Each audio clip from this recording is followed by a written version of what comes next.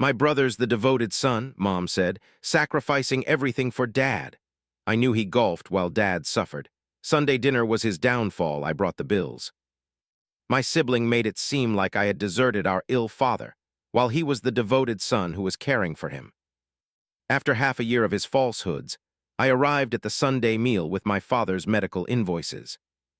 He had never contributed, and instead sent screenshots of himself enjoying golf every single day my dad was in the medical center. His facade of the perfect son collapsed almost immediately. Initially, I didn't pay much attention to it. You know, it felt like one of those familiar family things, correct? Those subtle remarks, the way your siblings behave around your folks, it's simple to overlook them. I hadn't even understood how much it had started to bother me until the situation had already become serious. But I will start from the start. My father had been unwell. At first, nothing that shocking, only the type of thing that slowly begins to wear you down. The physicians had given us a warning that his condition was worsening, though I didn't expect things to deteriorate so quickly. One day, he was all right, and the following day, he couldn't get out of bed without assistance. It was the type of shift that catches you off guard, even when you're fully aware it's coming. I reside a few hours away from my family, so I couldn't constantly be present. I have a demanding job, a husband, and life itself seems to always get in the way. But I made a point to visit, made calls daily, informed my parents about my job, and inquired about my dad's well-being. I wasn't neglecting them, even if I wasn't physically there all the time. My brother Daniel, on the other hand, was local. He's always been the one who handles everything. In the midst of my family's troubles, I initially didn't question it during the initial weeks of my dad's sickness. I just assumed that Daniel's proximity to Dad meant he was managing everything, but there was something in the way Daniel described it that didn't feel right. I recall when he casually mentioned the sacrifices he was making to care for Dad. It was a quick comment at one of those strained family gatherings where we all tried to act like everything was normal, even though Dad was visibly struggling. Daniel was talking about all the care he provided, from handling the medical finances to preparing meals for him, and all I could think was, is he really implying that I'm the one neglecting Dad? The comment lingered in my mind, not because of what he said, but because of the feeling it brought on. It was as though I was being subtly labeled as the wrong daughter. As Daniel spoke more, it became clearer that I was being excluded from the story. Certainly, I wasn't perfect. I wasn't always present at every appointment or visit, but I was still contributing. I felt bad initially, almost like I was falling short compared to him, but deep down, I disliked the way he was presenting everything. It was as if he was the perfect son, and I was the one who didn't care. Daniel has always behaved like that, though. I felt a need to vie for attention with him. I always did my own thing, always had. However, as I listened to him discuss how diligently he was handling everything, I began to observe something odd. The more he portrayed himself as the devoted son, the more it felt like I was being framed as the problem child. I initially chalked it up to overthinking. I mean, I wasn't exactly swamped with commitments, right? It wasn't that I didn't care about my father, though. Then I started getting these random remarks from folks at family events. These were people who didn't even have the whole story. Small comments like, "It's wonderful that Daniel is taking such good care of Dad. You must be so appreciative." And with each of those comments, I felt like I was fading away, becoming invisible within my own family. But one incident really triggered my concern. I was talking to my mom one day, and out of the blue, she said, "You know, Daniel has been absolutely incredible throughout all of this. He's made so many sacrifices for your dad." Now, I don't know about others, but that remark cut deep. I had seen Daniel. I knew he wasn't doing everything he claimed to be doing. I began to question what he was telling people when I wasn't around. I didn't yet have any solid evidence, not at that point. However, the casual way he discussed it, as if he was putting on an act, it felt wrong. It didn't make things better that every time I inquired about the bills or Dad's medical costs, Daniel would rapidly divert the conversation or tell me everything was handled. It felt like I had to just blindly believe him, no questions asked. On top of that, I was already struggling to balance my job and my own life, and his behavior made me question everything. One specific dinner really stands out in my memory. We were all at the table: Dad, me, Dan, Daniel, and Mom. Daniel was delivering this long speech about how he was managing everything, even mentioning how he was paying extra expenses for Dad's care. He barely glanced in my direction while he was saying all of this. Honestly, it felt like he was talking only to himself, as if no one else was even there. All I could do was nod and let the guilt wash over me. But that's when I started to feel really annoyed. He was acting as though he was the sole person who cared about Dad, but was that actually accurate? Was he the only one stepping up, or was he just leveraging the situation to present himself in a better light? Something about the situation just didn't sit right with me. That's when I decided to start paying much closer attention. Each time Daniel spoke, I began to listen more intently. The more I paid attention, the more I started to notice little inconsistencies. For instance, how did he always find the time to look after Dad, yet never talked about any actual difficulties he was experiencing? It seemed like he was just brushing everything aside in order to maintain this flawless image. All the while, I couldn't shake the feeling that he was concealing something. I saw a photo he shared on Facebook from a golf course, and that's when I truly began to sense something was off. The picture was from last Sunday, the exact same day my father was in the hospital for a medical thing. I'm not claiming to be a private investigator or anything. I mean, we all check out social media, of course. But there was something about that image that didn't sit right.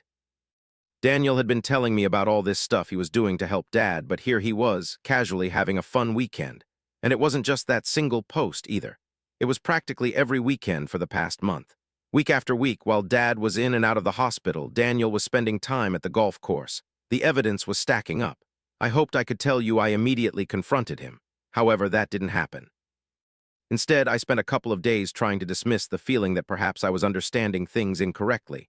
I was telling myself I was probably just being overly suspicious. But I knew, deep down, it wasn't just a feeling.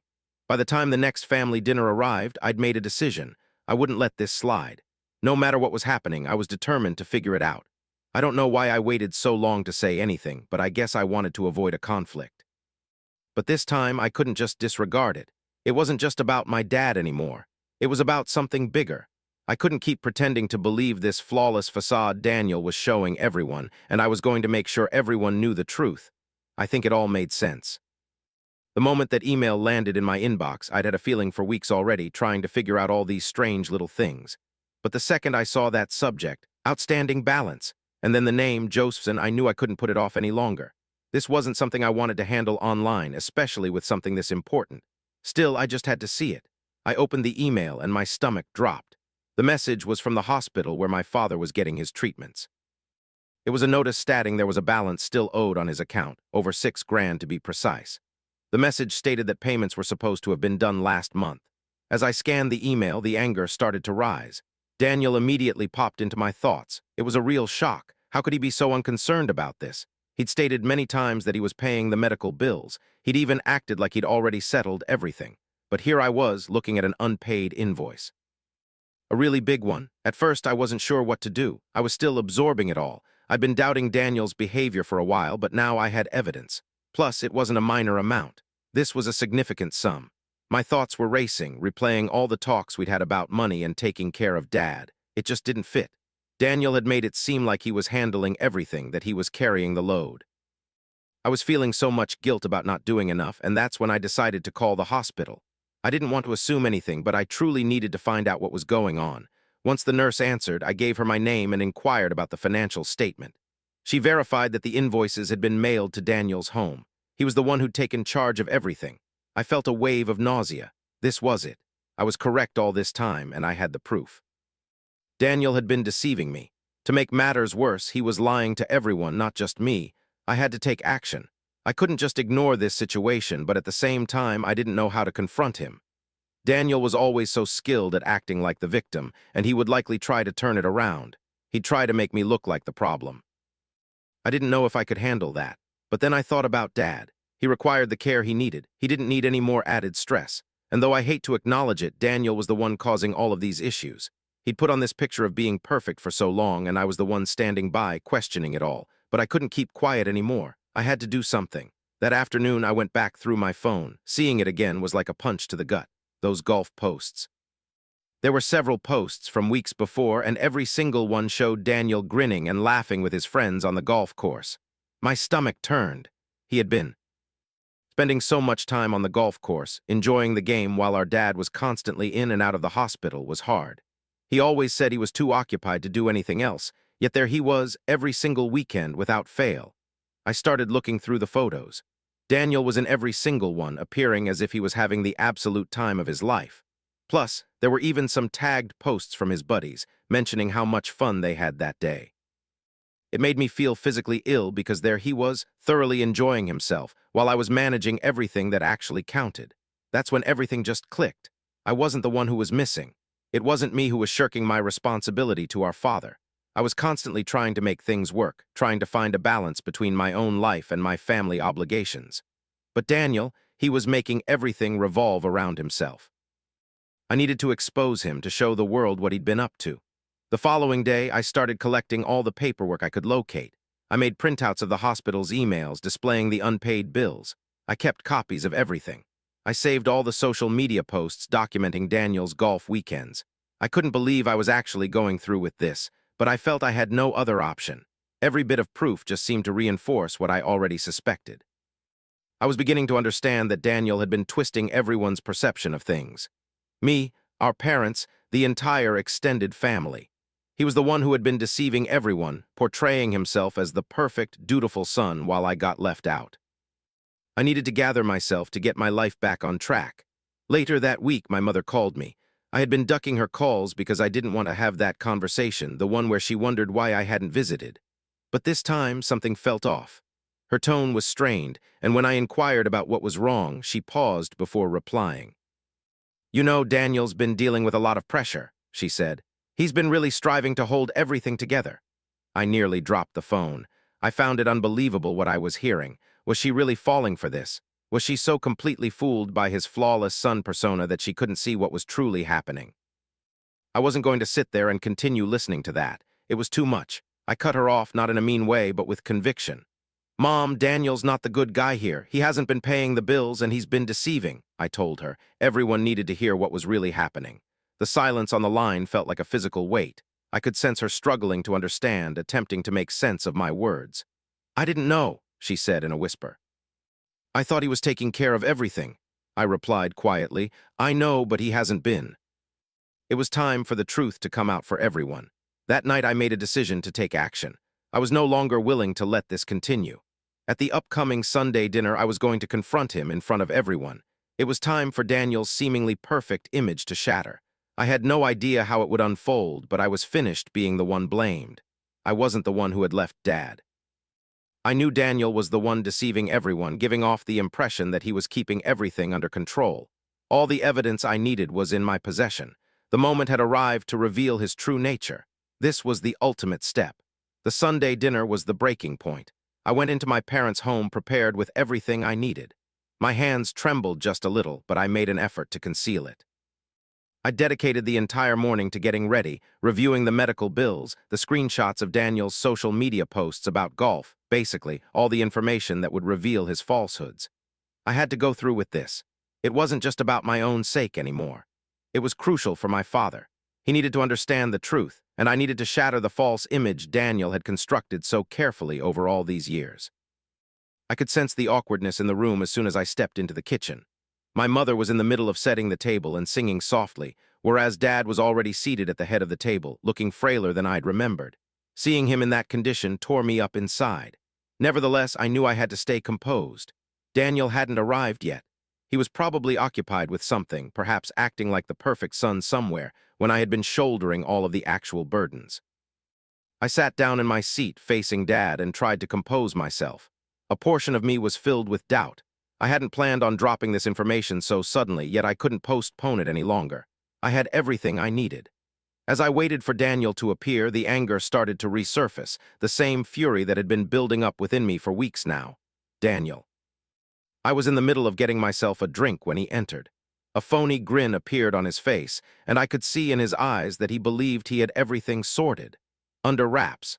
He likely envisioned himself acting like the ideal son once more, making sure Mom and Dad were aware of his contributions to the family.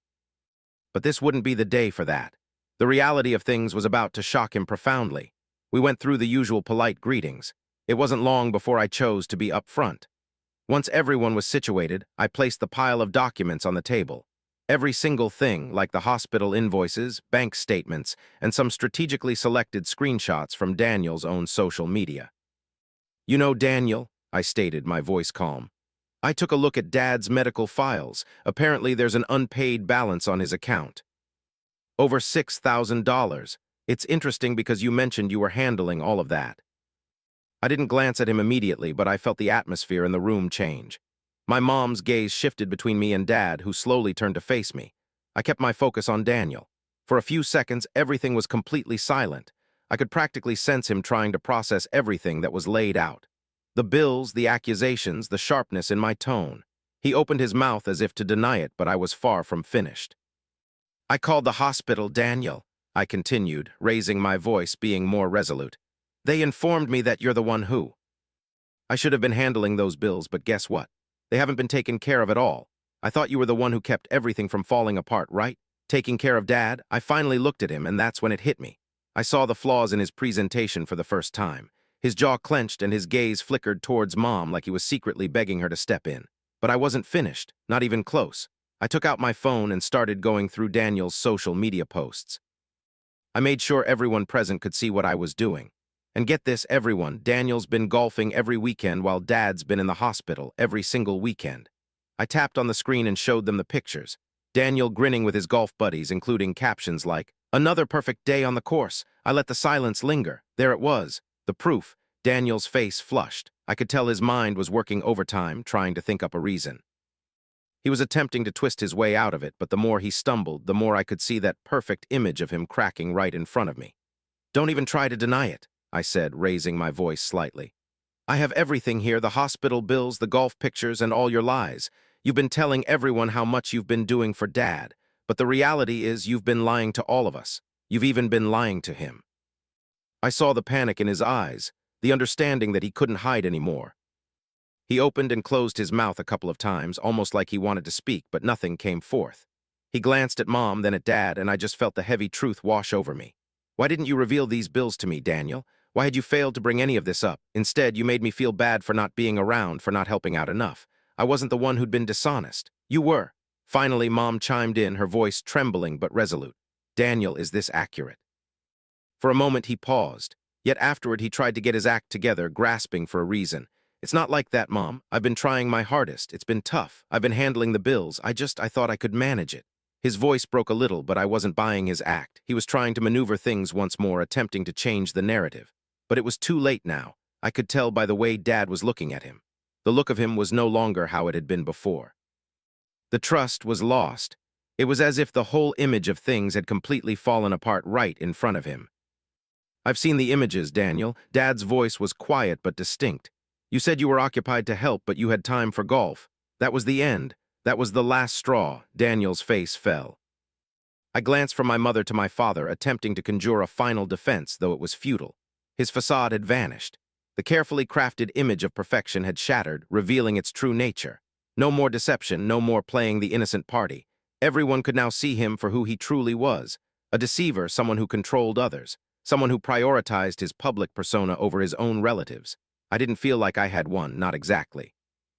But I felt another emotion, a kind of release. At last, the truth had been unveiled, and it wasn't just my version pitted against his anymore. The proof was right there. Everybody witnessed it. And for the initial time in ages, I could meet my father's gaze without the sensation of being the problem child. Still, as the evening stretched on, I couldn't help but sense a hollowness. It was done, yet it wasn't the glorious triumph I had pictured. Our family's relationships had changed significantly, and Daniel was just left there, unable to say a thing in his own defense, his flawless portrayal crumbling before our eyes.